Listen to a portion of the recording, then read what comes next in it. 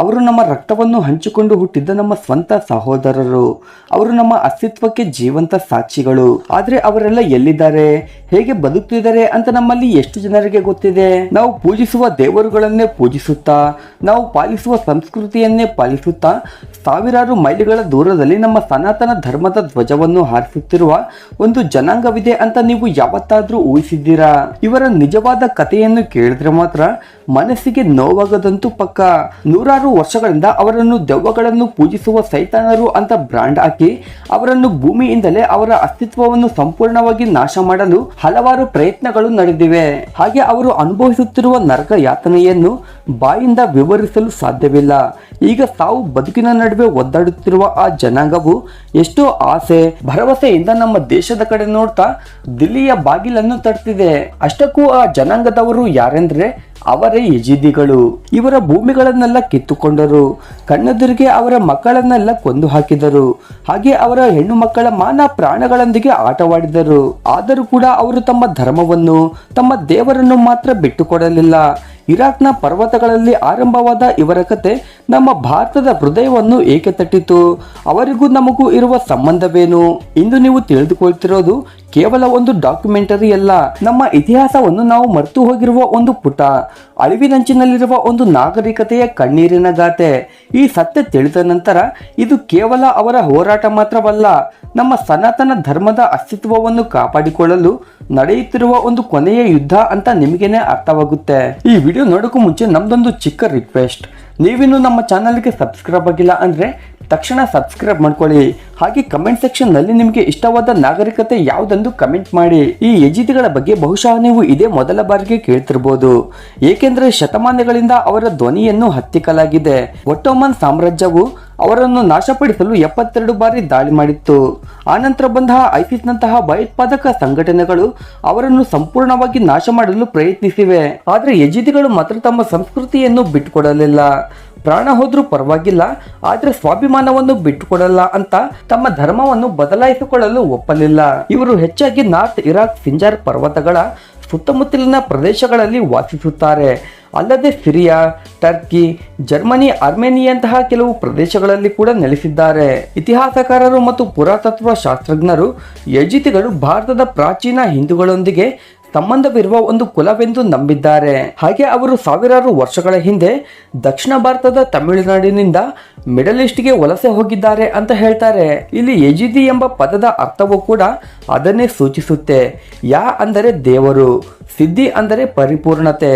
ಅಂದರೆ ದಕ್ಷಿಣ ಭಾರತದಲ್ಲಿ ಕಾರ್ತಿಕೇಯ ಸ್ವಾಮಿಯನ್ನು ಆರಾಧಿಸಿ ಸಿದ್ಧಿಯನ್ನು ಪಡೆದವರು ಅಂತ ಅರ್ಥ.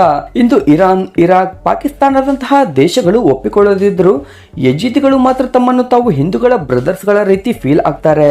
ಬೆಂಕಿ ಇಲ್ಲದೆ ಹೊಗೆ ಬರಲ್ಲ ಅನ್ನೋ ರೀತಿ ಇದಕ್ಕೆ ಲೆಕ್ಕವಿಲ್ಲದಷ್ಟು ಸಾಕ್ಷ್ಯಗಳಿವೆ. ನಮ್ಮ ದಕ್ಷಿಣ ಭಾರತದಲ್ಲಿ ಕಾರ್ತಿಕೇಯ ಸ್ವಾಮಿಯನ್ನು ಮುರುಗನ್ ಅಂತ ಎಷ್ಟೋ ಭಕ್ತಿಯಿಂದ ಪೂಜಿಸುತ್ತಾರೆ ಅಂತ ನಮ್ಗೆಲ್ಲರಿಗೂ ಗೊತ್ತು. ಆತನ ವಾಹನ ನವಿಲು. ಆಶ್ಚರ್ಯಕರವಾಗಿ ಸಾವಿರಾರು ಮೈಲಿಗಳ ದೂರದಲ್ಲಿರುವ ಯಜಿದಿಗಳು ಕೂಡ ನವಿಲು ರೂಪದಲ್ಲಿರುವ ಒಬ್ಬ ದೇವದೂತನನ್ನು ಅವರ ಸರ್ವಸ್ವವೆಂದು ಪೂಜಿಸುತ್ತಾರೆ. ಅವರು ಇದನ್ನು ಮಲಕ್ ತಾವೂಸ್ ಅಂತ ಕರೀತಾರೆ. ಇದು ಕೇವಲ ಕೋಇನ್ಸಿಡೆಂಟಾ ಅಥವಾ ನಮ್ಮ ಮೂಲಗಳನ್ನು ನೆನಪಿಸುವ ಸಾಕ್ಷ್ಯಗಳ ಅಂತ ನೀವೇ ಹೇಳಬೇಕು. ಯಜಿದಿಗಳು ಕೂಡ ದೇವರು ಒಬ್ಬನೇ ಅಂತ ಹೇಳ್ತಾರೆ.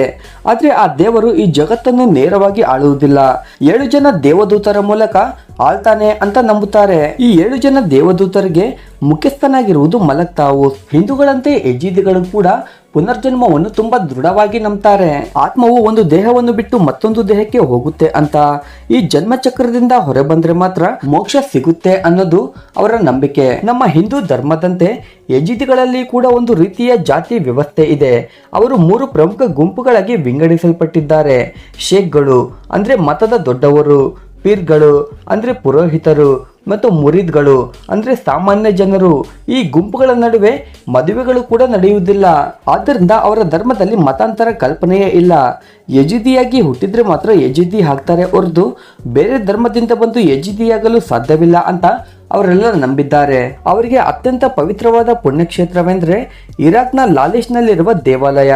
ನಾವು ದೇವಾಲಯಕ್ಕೆ ಹೋಗುವಾಗ ಚಪ್ಪಲಿಗಳನ್ನು ಹೊರಗಡೆ ಬಿಡುವಂತೆ ಅವರು ಕೂಡ ದೇವಾಲಯ ಆವರಣದಲ್ಲಿ ಚಪ್ಪಲಿಗಳಿಲ್ಲದೆ ಹೋಗ್ತಾರೆ. ಹಾಗೆ ಅಲ್ಲಿನ ನೆಲದ ಮೇಲೆ ಉಗುಳುವುದು ಮಹಾ ಪಾಪವೆಂದು ಭಾವಿಸ್ತಾರೆ. ಅಲ್ಲಿ ಒಂದು ಪೇಂಟಿಂಗ್ ಇದೆ, ಅದರಲ್ಲಿ ಒಬ್ಬ ಮಹಿಳೆ ನಮ್ಮ ಭಾರತದ ಮಹಿಳೆಯರಂತೆ ಸೀರೆ ಉಟ್ಟು ಹಣೆಗೆ ಕುಂಕುಮ ಇಟ್ಟು ಕೂದಲಿಗೆ ಜಡೆ ಹಾಕಿಕೊಂಡು ಕಾಣಿಸ್ತಾಳೆ.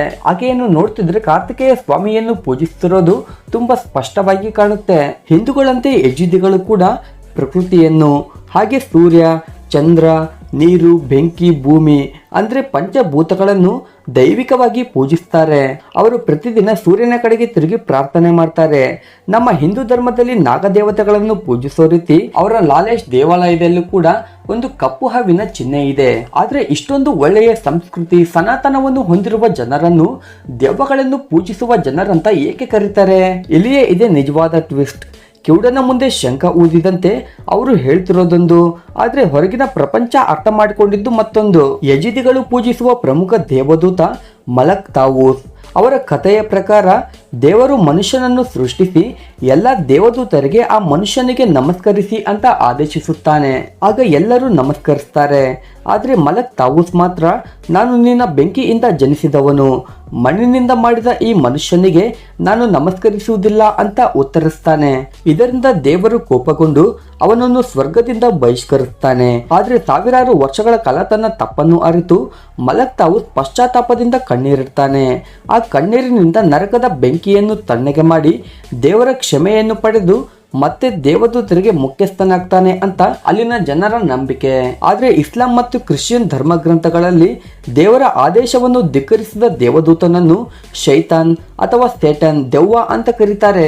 ಇವರು ಈ ಕಥೆಯನ್ನು ತಮ್ಮ ದೃಷ್ಟಿಕೋನದಿಂದ ನೋಡಿ ಈ ಯಜಿದಿಗಳು ಶೈತಾನನನ್ನು ಪೂಜಿಸ್ತಾರೆ ಅಂತ ತಪ್ಪು ಪ್ರಚಾರ ಆರಂಭಿಸ್ತಾರೆ. ಅರಬಿಕ್ ನಲ್ಲಿ ಮಲಕ್ ತಾವೂತ್ಗೆ ಶೈತಾನ್ ಎಂಬ ಪದವನ್ನು ಬಳಸ್ತಿರೋದ್ರಿಂದ ಈ ತಪ್ಪು ಗ್ರಹಕ್ಕೆ ಇನ್ನಷ್ಟು ಹೆಚ್ಚಾಗುತ್ತೆ. ಆಪೋಸಿಟ್ ವ್ಯಕ್ತಿಯ ಉದ್ದೇಶ ಬೇರೆಯಾಗಿದ್ರೆ ನಾವು ಎಷ್ಟೇ ಹೇಳಿದ್ರು ಅದು ಬೂದಿಗೆ ಹಾಕಿದ ತುಪ್ಪದಂತೆ. ಯಜಿದಿಗಳು ಎಷ್ಟೇ ವಿವರಿಸಿದ್ರು ಕೂಡ ಅದನ್ನು ಯಾರು ಕೇಳಲಿಲ್ಲ. ಅವರು ಶೈತಾನನನ್ನು ಆರಾಧಿಸುವ ಜನರು ಅಂತ, ಅವರು ಬದುಕಲು ಅನರ್ಹರು ಅಂತ ಅವರನ್ನು ಬಹಿಷ್ಕರಿಸಲಾಗುತ್ತೆ. ಅಂದಿನಿಂದ ಅವರ ಮೇಲೆ ಮಾರಣ ಹೋಮವೇ ಆರಂಭವಾಯಿತು.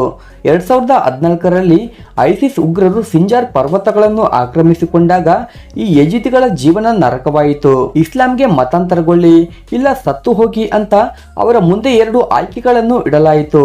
ಆದ್ರೆ ಸ್ವಾಭಿಮಾನವಿರುವ ಯಜಿದಿಗಳು ಮಾತ್ರ ತಮ್ಮ ಧರ್ಮವನ್ನು ಬದಲಾಯಿಸಿಕೊಳ್ಳಲು ಒಪ್ಪಲಿಲ್ಲ. ಇದರಿಂದ ಆನಂತರ ನಡೆದ ದಾರುಣಗಳನ್ನು ಮಾತ್ರ ಮಾತಿನಿಂದ ವಿವರಿಸಲಾಗದು. ಮಹಿಳೆಯರನ್ನು ಪಶುಗಳಿಗಿಂತ ಕೀಳಾಗಿ ನೋಡಲಾಯಿತು. ಅವರನ್ನು ಗುಲಾಮರಂತೆ ಮಾರುಕಟ್ಟೆಯಲ್ಲಿ ಆನ್ಲೈನ್ನಲ್ಲಿ ಮಾರಾಟ ಮಾಡಲಾಯಿತು. ಹಾಗೆ ಒಬ್ಬಳೆ ಹುಡುಗಿಯ ಮೇಲೆ ದಿನಕ್ಕೆ 10 ಜನ ಅತ್ಯಾಚಾರ ಮಾಡಿದರು. ಅವರ ಕಣ್ಣೆದುರಿಗೆ ಅವರ ಗಂಡಂದಿರನ್ನು, ಮಕ್ಕಳನ್ನು ಅತ್ಯಂತ ದಾರುಣವಾಗಿ ಕೊಂದು ಹಾಕಲಾಯಿತು. ಚಿಕ್ಕ ಮಕ್ಕಳನ್ನು ಕೂಡ ಬಿಡದೆ ಭಯೋತ್ಪಾದಕರಾಗಿ ಅವರಿಗೆ ತರಬೇತಿ ನೀಡಲಾಯಿತು. ಸಾವಿರಾರು ಪುರುಷರನ್ನು ಲೈನ್ನಲ್ಲಿ ನಿಲ್ಲಿಸಿ ಅವರ ಕುತ್ತಿಗೆಗಳನ್ನು ಕೊಯ್ದರು. ಈ ದಾರುಣಗಳಿಂದ ತಪ್ಪಿಸಿಕೊಳ್ಳಲು ಸಾವಿರಾರು ಜನ ಸಿಂಜಾರ್ ಪರ್ವತಗಳಿಗೆ ಓಡಿ ಹೋದರು. ಆದ್ರೆ ಅಲ್ಲಿ ಆಹಾರ ನೀರು ಸಿಗದೆ ಸಾವಿರಾರು ಜನ ಸತ್ತು ಹೋದರು. ಈ ದಾರುಣಗಳ ಬಗ್ಗೆ ಪ್ರಪಂಚಕ್ಕೆ ಹೇಳಿದ ನಾದಿಯಾ ಮುರಾದ್ ಎಂಬ ಯಜಿದಿ ಯುವತಿಗೆ ನೊಬೆಲ್ ಪ್ರಶಸ್ತಿ ಕೂಡ ಬಂತು. ಈಕೆಯನ್ನು ಕೂಡ ಐಸಿಸ್ ಉಗ್ರರು ಅಪಹರಿಸಿ ತಿಂಗಳುಗಟ್ಟಲೆ ಗುಲಾಮಗಳಂತೆ ಚಿತ್ರಹಿಂಸೆ ಕೊಟ್ಟಿದ್ದರು. ಇಷ್ಟೆಲ್ಲ ದಾರುಣಗಳು ನಡೆದಿದ್ರು ಕೂಡ ಯಾವ ದೇಶ ಕೂಡ ಅವರಿಗೆ ಪೂರ್ಣ ಪ್ರಮಾಣದಲ್ಲಿ ಸಪೋರ್ಟ್ ಮಾಡೋಕೆ ಮುಂದೆ ಬರಲಿಲ್ಲ. ಆದ್ದರಿಂದ ಅವರು ತಮ್ಮ ಮೂಲಗಳನ್ನು ಹುಡುಕಿಕೊಂಡು ಭಾರತದ ಕಡೆಗೆ ನೋಡ್ತಿದ್ದಾರೆ. ಅವರ ನಾಯಕರು ಹಲವು ಬಾರಿ ದಿಲ್ಲಿಗೆ ಬಂದಿದ್ದಾರೆ. ಹಾಗೆ ಇಲ್ಲಿನ ಹಿಂದೂ ಸಂಘಟನೆಗಳನ್ನ ಹಾಗೆ ಸರ್ಕಾರವನ್ನು ಭೇಟಿಯಾಗಿದ್ದಾರೆ. 2018ರಲ್ಲಿ ಯಜಿದಿ ಧಾರ್ಮಿಕ ನಾಯಕ ಮಿರ್ಜಾ ಇಸ್ಮಾಯಿಲ್ ಮುಂಬೈಗೆ ಬಂದಿದ್ದರು. ಅವರು ಒಂದೇ ಬೇಡಿಕೆಯನ್ನು ಇಡುತ್ತಿದ್ದಾರೆ, ಯಜಿದಿಗಳಿಗಾಗಿ ಒಂದು ಪ್ರತ್ಯೇಕ ರಾಷ್ಟ್ರವನ್ನು ಸ್ಥಾಪಿಸಬೇಕು. ಹಾಗೆ ಐಕ್ಯ ರಾಷ್ಟ್ರ ಸಂಸ್ಥೆಯಲ್ಲಿ ಭಾರತವು ಇದಕ್ಕೆ ಬೆಂಬಲ ನೀಡಬೇಕು ಅಂತ ಕೋರಿದ್ದಾರೆ. ಪ್ರಧಾನಮಂತ್ರಿ ಮೋದಿಯವರು ಅವರ ಧ್ವನಿಯನ್ನು ವಿಶ್ವ ವೇದಿಕೆಯಲ್ಲಿ ಕೇಳಿಸಬೇಕೆಂತ ಕೋರಿದ್ದಾರೆ. ಅವರು ನಮ್ಮನ್ನು ಎಷ್ಟೊಂದು ನಂಬುತ್ತಿದ್ದಾರೆ ಅಂದ್ರೆ ಈ ಪ್ರಪಂಚದಲ್ಲಿ ಅವರ ಸಂಸ್ಕೃತಿಯನ್ನು ಅವರ ನಂಬಿಕೆಗಳನ್ನು ಅರ್ಥ ಮಾಡಿಕೊಳ್ಳುವವರು ಕೇವಲ ಹಿಂದೂಗಳು ಮಾತ್ರ ಅಂತ ಅವರಿಗೆ ಗೊತ್ತು. ಬೇರೆಯವರಿಗೆಲ್ಲ ಅವರು ದೆವ್ವಗಳನ್ನು ಪೂಜಿಸುವವರು. ಆದ್ರೆ ನಮಗೆ ಮಾತ್ರ ಅವರು ಕಾರ್ತಿಕೇಯ ಸ್ವಾಮಿಯನ್ನು ಪೂಜಿಸುವ ಬ್ರದರ್ಸ್ಗಳು. ಆದ್ರೆ ಈ ವಿಷಯದಲ್ಲಿ ಭಾರತವು ಕತ್ತಿಯ ಮೇಲಿನ ಸವಾರಿಯಂತೆ ಎಚ್ಚರಿಕೆಯಿಂದ ಕಾಲಿಡಬೇಕಾಗಿದೆ. ಯಜಿದಿಗಳಿಗೆ ನೇರವಾಗಿ ಬೆಂಬಲ ನೀಡುವುದು ಅಷ್ಟು ಸುಲಭವಲ್ಲ. ಏಕೆಂದ್ರೆ ಇರಾನ್, ಸಿರಿಯಾ, ಟರ್ಕಿಯಂತಹ ದೇಶಗಳೊಂದಿಗೆ ನಮ್ಮ ದೇಶಕ್ಕೆ ಒಳ್ಳೆ ಸಂಬಂಧಗಳಿವೆ. ಯಜಿದಿಗಳಿಗೆ ಪ್ರತ್ಯೇಕ ರಾಷ್ಟ್ರ ಬೇಕೆಂದು ನಾವು ಸಪೋರ್ಟ್ ಮಾಡಿದ್ರೆ ಆ ದೇಶಗಳೊಂದಿಗೆ ಸಂಬಂಧಗಳು ಕೆಡುವ ಆತಂಕವಿದೆ. ಆದ್ದರಿಂದ ಭಾರತವು ಇದಕ್ಕೆ ನೇರವಾಗಿ ಎಂಟ್ರಿ ಆಗದಿದ್ರೂ ಮಾನವೀಯ ದೃಷ್ಟಿಕೋನದಿಂದ ಆರ್ಟ್ ಆಫ್ ಲಿವಿಂಗ್ ಗಳಂತಹ ಸಂಸ್ಥೆಗಳ ಮೂಲಕ ಸಹಾಯ ಸಾಮಗ್ರಿ, ಆರ್ಥಿಕ ನೆರವನ್ನು ಒದಗಿಸುತ್ತಿದೆ. ಆದರೆ ಅವರು ಕೋರುತ್ತಿರುವುದು ಮಾತ್ರ ಇದನ್ನಲ್ಲ. ಅವರು ಬಯಸೋದು ರಾಜಕೀಯ ಬೆಂಬಲ, ತಮ್ಮ ಅಸ್ತಿತ್ವವನ್ನು ಕಾಪಾಡಿಕೊಳ್ಳುವ ಒಂದು ಗಟ್ಟಿ ಭರವಸೆ. ಆದ್ದರಿಂದ ಇದು ಕೇವಲ ಒಂದು ದೇಶದಲ್ಲಿ ನಡೀತಿರೋ ಒಂದು ಸಮಸ್ಯೆಯಲ್ಲ, ಇದು ನಮ್ಮ ಸನಾತನ ಧರ್ಮದ ಒಂದು ಭಾಗ. ನಮ್ಮ ಕಣ್ಣೆದುರಿಗೇನೆ ಅಳಿವಿನಂಚಿಗೆ ಹೋಗ್ತಿರೋ ಒಂದು ಧರ್ಮದ ಕತೆ. ಅವರು ಈ ರೀತಿ ಸಾಯ್ತಾ ಇರೋದು ಪ್ರಪಂಚ ದೇಶಗಳೆಲ್ಲ ನೋಡ್ತಾ ಕೂರ್ಬೋದು, ಆದ್ರೆ ನಮ್ಮ ದೇಶ ಮಾತ್ರ ನೋಡ್ತಾ ಕೂರೋಕೆ ಆಗಲ್ಲ. ಅವರ ಕಥೆಯನ್ನು, ಅವರ ಹೋರಾಟವನ್ನು ನಾವು ಪ್ರಪಂಚಕ್ಕೆ ತಿಳಿಸ್ಬೇಕು. ಅವರು ಒಂಟಿಯಲ್ಲ, ಅವರಿಗೆ 100 ಕೋಟಿ ಹಿಂದೂಗಳ ಬೆಂಬಲವಿದೆ ಅಂತ ಭರವಸೆ ನೀಡಬೇಕು. ಆದ್ರಿಂದ ಈ ವಿಡಿಯೋವನ್ನು ನಿಮ್ಮ ಸ್ನೇಹಿತರಿಗೆಲ್ಲ ಶೇರ್ ಮಾಡಿ. ನಿಮ್ಮ ಒಂದು ಕಮೆಂಟ್, ಒಂದು ಶೇರ್ ಕೂಡ ಅವರ ಧ್ವನಿಯನ್ನು ಪ್ರಪಂಚಕ್ಕೆ ಕೇಳಿಸಬಹುದು. ಈ ವಿಷಯದಲ್ಲಿ ಭಾರತ ಸರ್ಕಾರ ಅವರಿಗೆಲ್ಲ ಯಾವ ರೀತಿ ಸಹಾಯ ಮಾಡಬಹುದು ಅಂತ ದಯವಿಟ್ಟು ನಿಮ್ಮ ಅಭಿಪ್ರಾಯಗಳನ್ನು ಕಮೆಂಟ್ ಮೂಲಕ ತಿಳಿಸಿ. ಮುಂದಿನ ಸಲ ಮತ್ತೊಂದು ಹೊಸ ವಿಡಿಯೋ ಮುಖಾಂತರ ಸಿಗೋಣ. Thank you for watching.